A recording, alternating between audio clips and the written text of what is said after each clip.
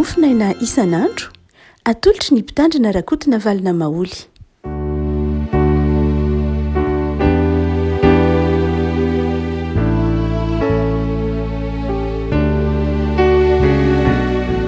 Falmaraba antsika ry avako malala tratrity zoma fa 7 ny volana janoary ity.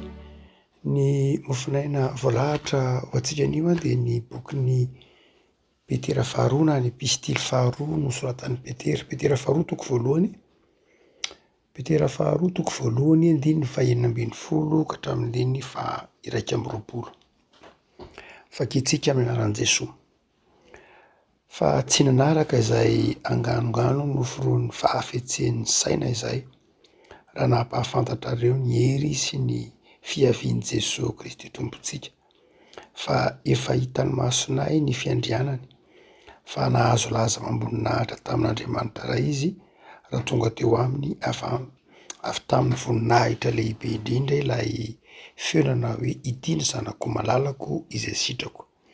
Ary renay io feo avy any tany an-danitra io, raha niara-nipetraka tamin'ny tany an-tendrombohitra masina izay. Ary manana ny teny faminaniana atao mafiorina kokoa isika, koa raha mandinika izany ianareo dia manao tsara. Fa toy ny jiro manazava ao amin'ny fitoerana maizimaizina izany, mandra-pahazava ny andro ka miposaka ao am-ponareo ny fitarik'andro. Fa fantatrareo voalohany indrindra fa ny famohan-kevitry ny faminaniana ao amin'ny soratra masina dia tsy efa ny fisainan'ny olona fotsiny ihany, fa tsy misy faminaniana avy amin'ny sitrapon'ny olona tany aloha rehetra, fa avy tamin'Andriamanitra no itenenan'ny olona araka izay nitondrany fanamasina azy. Ray masino manao masinanay ny fahamarinana ny teninao, ny fahamarinana. Amen.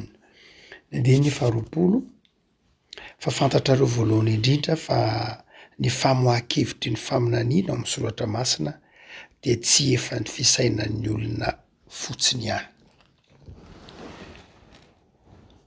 Itsika protestanta dia resy lahatra na ny kristianina mihitsy ary moa dia resy lahatra ny mahazava-dehibe ny antsoina hoe baiboly na mahazava-dehibe ny soratra masina. Efa ndresantsika teto fa ny mampiavaka ny fiangonana protestanta dia ny fanaovana ho zava-dehibe ny soratra masina, fanaovana ho zava-dehibe ny toriteny. Farafahakeliny dia ao anatin'ny fitoam-pavahana anankiray, na katolika io na protestanta na anglikana na luterana, dia misy an'ireto zavatra ireto. Voalohany dia misy hira ao, misy hira be dia be atao ao. Ny faharoa misy sakramenta ao. Fahatelo misy raharaha maro samihafa fampahafantarana izay mety ho fiainam-piangonana ao amin'ny maha communauté na maha fiangonana. Fahaefatra dia ny toriteny. Fa amintsika protestanta dia ny toriteny no mahafanim-pom-pivavahana, ny fanim-pom-pivavahana. Ny toriteny no fototry ny antsoina hoe fotoam-pivavahana.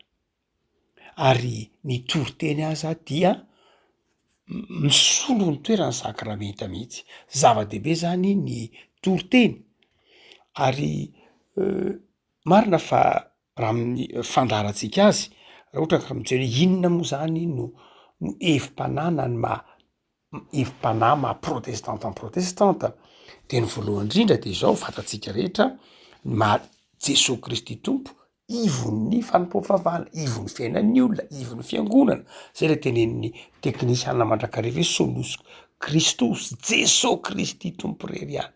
Izy rery ihany no toriana, izy rery ihany no mpanelanelana ny olona amin'Andriamanitra. Tsy ny rafitra akory, tsy ny fomba akory, tsy ny rite akory, tsy ny seremonia akory, tsy ny liturgia akory, tsy zany ny manelanelana ny olona amin'Andriamanitra, fa Jesosy Kristy tompo rery ihany. Zava-dehibe ny fahatsapan'ny olona, ny fanatrehan'ny Kristy, ny fitoam-pivavahana. Amin'ilay tenin'i Jesosy hoe na aiza iangonany roa na telo amin'ny narako dia eo afovoany aho. Izay fanatrehan'ny Kristy izay ny maha fitoam-pivavahana, zay le solus Christus, Kristy rery ihany, Jesosy Kristy tompo rery ihany. fa faharoa lehibe de ny fantatsika rehetra ny hoe sola scriptura ny soratra masina rery ihany rehefa mipetraka tsara ny finono ny fiangonana any Jesoa dia Jesoa zay ambarany soratra masina, tsy hoe Jesoa ambarany ny anganoangano sanatria mety misy ve zany fa Jesoa ambarany soratra masina zay hoe sola scriptura, tsy ny sola scriptura akory no loha fa solus Christus zay Jesoa Kristy tompo ny finonany Kristy izay ambarany baiboly, tsy misaraka mihitsy reo. Jesosy Kristy tompo ambarany baiboly fa satria misy olona mety misy Jesosy miteny Jesosy Kristy tompo any fa tsy izy akory raha tsy lay Jesosy Kristy tompo ambarany baiboly, tsy misaraka mihitsy ny solus Christus sy ny sola scriptura. Ary dia aorianan'izay ny sola gratia, zany hoe lay na gratia lay fahasoavana, ny hoe maha-kristianina zay de zao ny fandraisako ny finoko ny hery ny fahasoavan'Andriamanitra de ny sola fidemo ny finoana. De tsika manao hoe zava-dehibe amitsika ny soratra masina, mametoana ny sola scriptura tsika fa izao Martin Luther de niresaka manokana antsoiny hoe solum verbum, antsoiny hoe solum verbum de ny hoe io teny io a dia teny torina izy io, teny tsy hoe teny soratana fotsiny, tsy hoe teny voasoratra fotsiny ny baiboly, tsy hoe soratra fotsiny ny baiboly fa torina ny baiboly, zava-dehibe lay teny torina, torina satria eo afovoany eo Jesoa, torina no ny asany fanan'Andriamanitra. De eto ary Petera de manazava manao hoe ny famoahana ny hevitry ny soratra masina, ny anhevitry ny faminaniana dia tsy hoe avy amin'ny sain'olombelona akory. Itsika de resy lahatra fa ny toriteny de faminaniana. Indray mantsy mieritreritra tsika am'izao androantsika zao manao hoe ny faminaniana de tsy maintsy misy olona zay maminany ny zavatra ho avy, hoe inona no ho avy, inona ny tranga rapitso, inona ny tranga am'taona ho avy, inona ny tranga afaka roapolo taona, zay ny heveritsika hoe faminaniana fa tsy zay ny ataon'ny fiangonana hoe faminaniana. Ny antsoiny hoe faminaniana de fanambarana ny sitrapon'Andriamanitra, fanazavana ny sitrapon'Andriamanitra, zay ny antsoina hoe faminaniana ary satria ny toriteny de fanazavana ny sitrapon'Andriamanitra. Fa ny mahatonga ny olona mieritreritra fotsy manao hoe ny faminaniana de mampafantatra ny olona ny ho avy de satria ny toriteny na satria ny faminaniana manazava ny dikan'lay zavatra mitranga, hoe inona moa zany ny dikan'izao zavatra mitranga izao, mety manazava an'izay toriteny fa tsy voatery manazava an'izay keo izy mety ho manazava ny zavatra ankehitriny izy fa tsy mety ho manazava ny zavatra ho avy keo aza, mety nanazava ny zavatra lasa izy fa ny soratra masina ny faminaniana de zao na ny toriteny de zao fanazavana ny sitrapon'Andriamanitra, miainga amin'ny tenin'Andriamanitra. Noho zany de amin'ny protestanta na amin'ny fiangonana kristianina mihitsy dia ny toriteny de faminaniana. Ary satria faminaniana izy de eo mamarina ny tenin'lay sociologue anankiray antsoina hoe Emile Durkheim. Zao ny tenin'ny Emile Durkheim manao hoe ny fivavahana nge ozy izy religion zany, ny vavahana ozy de zao tsy hoe mahatonga atsika misaina mampieritreritra ny lohantsika hisaina manaitra ny fieritreretantsika, tsy zay aloha ny voalohany antsoiny hoe fivavahana ozy. Ny siansa mety manaitra atsika hisaina sy eritreritra na ny filozofia. Ny faharoa koa Emile Durkheim de tsy hoe koa hoe manome antsika fahalalana ny fivavahana, hoe mitoriteny de mamaika fivavahana de zao ampanankarena ny fahalalantsika ny connaissance, tsy zay ny voalohany. Ny fahatelo de tsy hoe koa hoe manome antsika fahazavan-tsaina manokana tahaka, tsy zay keo ny voalohany antsoiny hoe toriteny.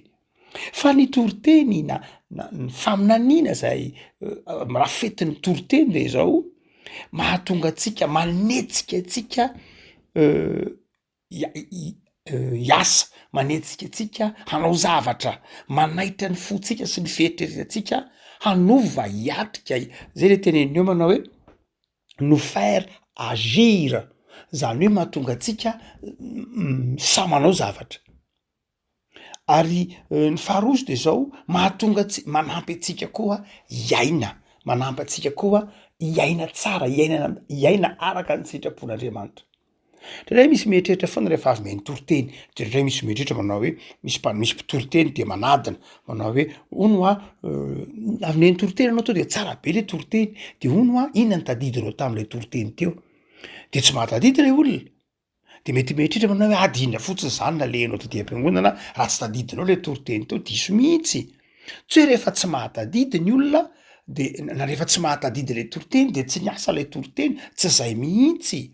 Zay mahatonga ny Émile Durkheim mety manazava manao hoe ny toriteny ange tsy hoe fanampina fahalalana, tsy hoe tsy ilaina akory ny fahalalana mazava ho azy, tsy hoe tsy ilaina akory ny fanazavana ataontsika hoe ny soratra masina, fampianarana soratra masina anatin'ny toriteny, fa ny toriteny tsy fampianarana soratra masina tsy akory, hafa mihitsy ny fampianarana soratra masina ary hafa ny toriteny.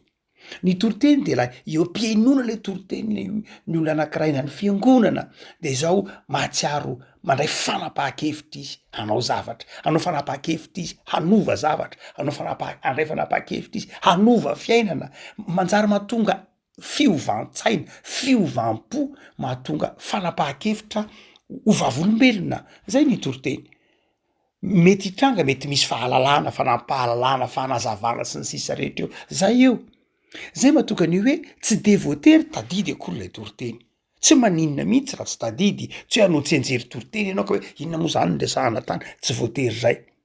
Fa Saihapamilany de nanazava an'io manao hoe io tenin'Andriamanitra io faminaniana io tsy miverina any amin'Andriamanitra io raha tsy efa nahavita izay zavatra nampanaovin'Andriamanitra azy. Noho zany de zao ny zava-dehibe rehefa avy nihaino le toriteny ianao, mety tsy tadidinao eo toriteny io, mety tsy tadidy mihitsy, fa ndraindray afaka herintaona teo aoriana, afaka herinandro teo aoriana, ny ampitson'iny vao miverina ao anatin'ny sainao hoe ohatrany naheno toriteny ohatr'izao zany hoe tsy very zany io tenin'Andriamanitra renesinao io, mety tsy tadidinao eo, mety tsy tadidinao akory ara lay, fa zao tsy very io ary tsy miverina any amin'Andriamanitra io raha tsy mahavita lay zavatra nanirahan'Andriamanitra eo amin'ny fiainanao.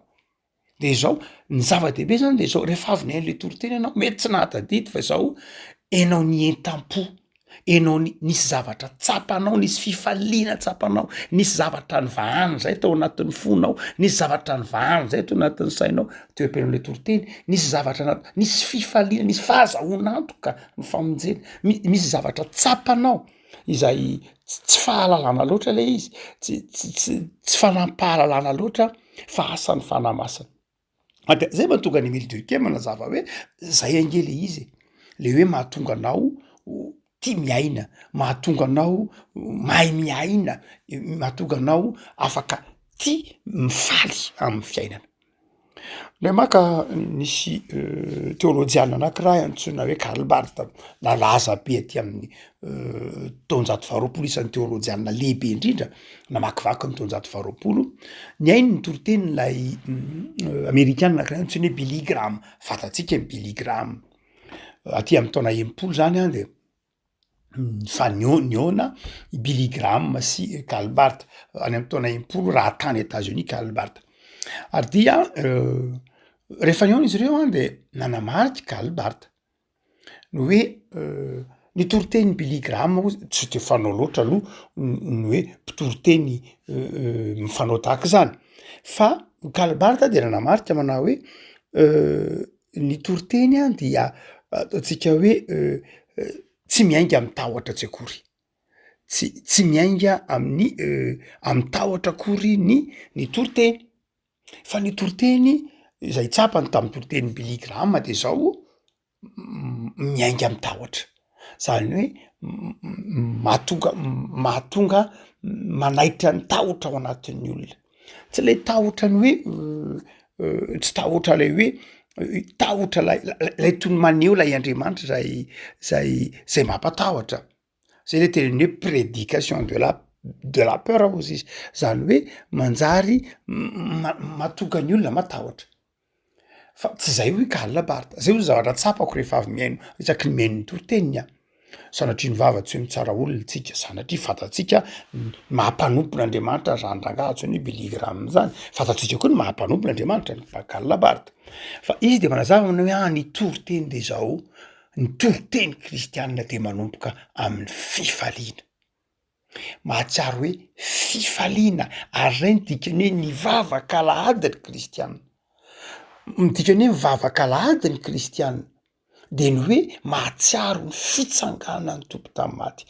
Ny alahady dia fahatserovan'ny kristianina ny fitsanganany tompo tamy maty. Mazava io efa hatramin'ny andro testamenta vaovao io koa de misy manao hoe indraindray misy manenjika ny kristiana hoe nareo mivavaka vavaka alahady de novanareo ny sabata. Tsia, soratra masina de manazava fa ny fiangonana voalohany de nivavaka ny andro alahady, andro voalohany amin'ny herinandro.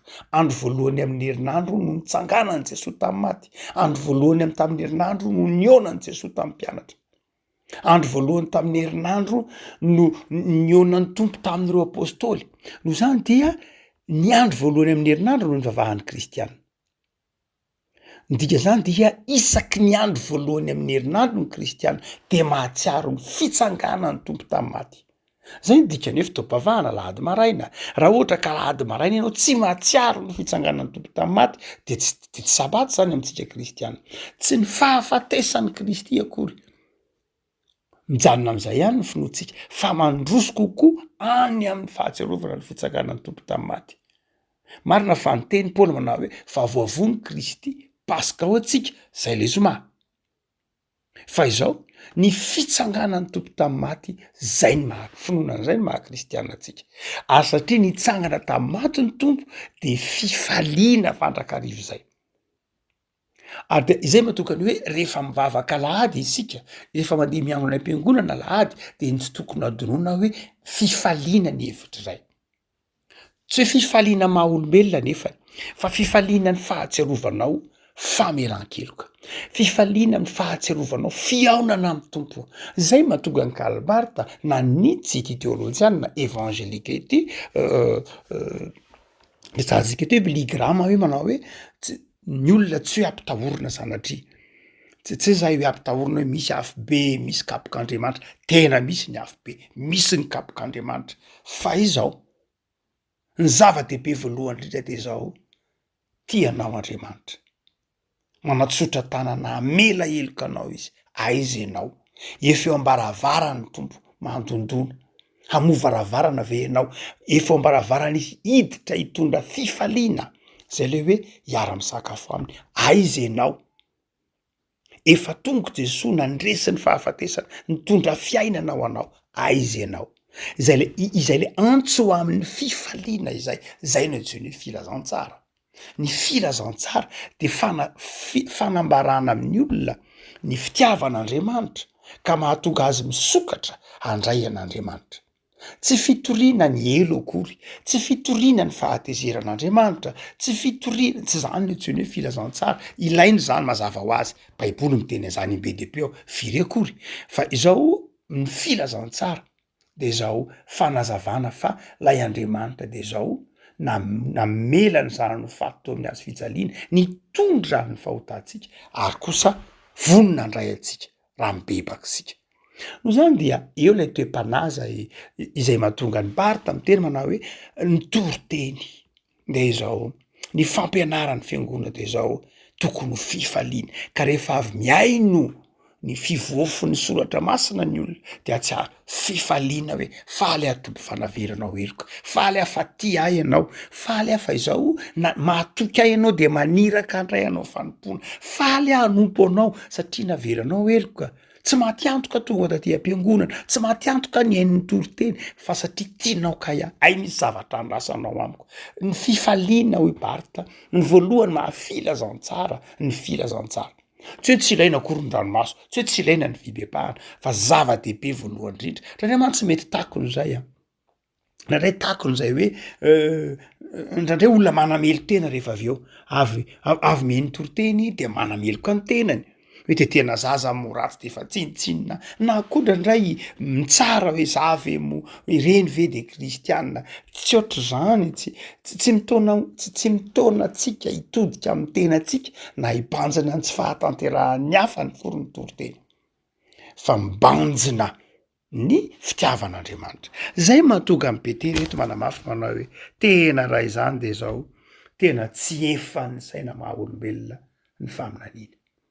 tsy ny sain'olombelona mihitsy no mamoaka ny faminaniana fa ny asan'ny fanahy masina reny ihany. Reafako malala eto Beterara de manao zava-dehibe ny asan'ny fanahy masina tsy hoe tsy ilaina ny saina satria mianatra be dehibe ny mianatra mitory-teny, be dehibe ireo karazana méthode isan-karazana ny fomba fitoriana teny, fa izao tsy reny akory ny antsoina hoe tory-teny, tsy reny akory fa io Petera eto manao hoe zao no izy a tsy efa ny fisainan'ny olombelona fotsiny ihany ny tory-teny aloha de faminaniana, fa izao io de tsy vokatry ny sain'olombelona ihany. Parta de miteny manao hoe io tory-teny io a de izao sady tenin'Andriamanitra io ny tenin'olombelona. Ndraindray ny olona indrindra ny protestanta fahalemen'ny protestanta mihitsy no hoe rehefa avy meny tory-teny dia lay mpitori-teny no hitany. Za ndray nasiany pastera mafy tamin'iny, za ndray zao ny tiany pastera tenenina tamin'iny. Ngambo ohatr'izao de za tsy mety tsy azony eritreretina manao hoe ahoana moa zany ny tian'Andriamanitra tenenina tamiko tamin'ny ary de ndraindray misy mieritritra manao hoe tena le pastera mihitsy ny teneniny teo zay sitrapony iny pastera iny na iny mopera iny satria tsy tia ahy ny mopera iny de zao zay ny teneniny teo. Tsia tsy ohatr'izany mihitsy fa izao mitory-teny de keo fa avy amin'Andriamanitra. Manazava Parta fa ny tory-teny de tenin'olombelona io kanefa koa tenin'Andriamanitra io. Sarotra amitsika ny manavaka hoe atraiza ny tenin'olombelona amin'io Parta ary atraiza ny tenin'Andriamanitra amin'io Parta. Tsia fa izao miara-misy ao anatin'io ny tenin'olombelona sy ny tenin'Andriamanitra. De ahoana ny anavahana azy? Ny fanahy masin'Andriamanitra. Zay ny mahatonga ny hoe mamarina ny teniny ireo teolojianina protestanta manao hoe amin'ny toerana rehetra zay itoriana mazava ny tenin'Andriamanitra, itoriana madio ny tenin'Andriamanitra ary iainona izany, zay no misy ny fiangonana. Misy ny fiangonana amin'ny hoe io en'ilay tenin'Andriamanitra toriana madio ary enona zany tenin'Andriamanitra zany eo ny fiangonana, eo Jesoa. De lay fanahy masin'Andriamanitra ny manazava ao am-pontsika hoe mandray le tenin'Andriamanitra ao eo am-pianona le tenin'Andriamanitra. Ndraindray mantsontsika manao ndraindray tsika de mitsara ka tohatra n'izany nasiana mafy tamin'iny ekeo de eno io fa tenin'Andriamanitra tokony ho zaza ho anao fotsiny io de zay zany ny tenin'Andriamanitra ho anao an'io. Protestanta ndray tsy de resy lahatra loatra am'izay fa mila resy lahatra am'izay tsika hoy Parta ny hoe mila resy lahatra ianao fa eo am-pianona no tory-teny eo anao de ino fa Andriamanitra no miteny. Mafy be zay ndraindray satria mety kaly izy nge tohatrany tsy mahakasika iny mety tsy mahakasika anao fa misy hafa tian'Andriamanitra ho voakasika zay. Nahoana moa no tsy maintsy ho voakasika zay ihany ianao fa misy hafa koa voakasika zay fa avelao ny fanahy masina hiasa ao am-ponao. Misy papalim-Andriamanitra ankiray antsoina hoe Irako Andriamahasoa mpitandra filohan'ny FJK de nanazava mihitsy ndray maka nanoratra boky mihitsy moa izy miteny manao hoe tsy ny mpitory-teny ihany no mila mianatra mitory-teny fa ny fiangonana koa mila mianatra miay ny tory-teny. Ary marina mihitsy zay mahatonga Martin Luther nyteny hoe solum verbum hoe zava-dehibe ny fiainona ny tenin'Andriamanitra auditus fideus, zany hoe zava-dehibe koa auditus fide auditus verbi, Martin Luther daholo ny teny an'izany hoe zava-dehibe koa ny fiainonao, ny fiazahanao iaino ny tenin'Andriamanitra.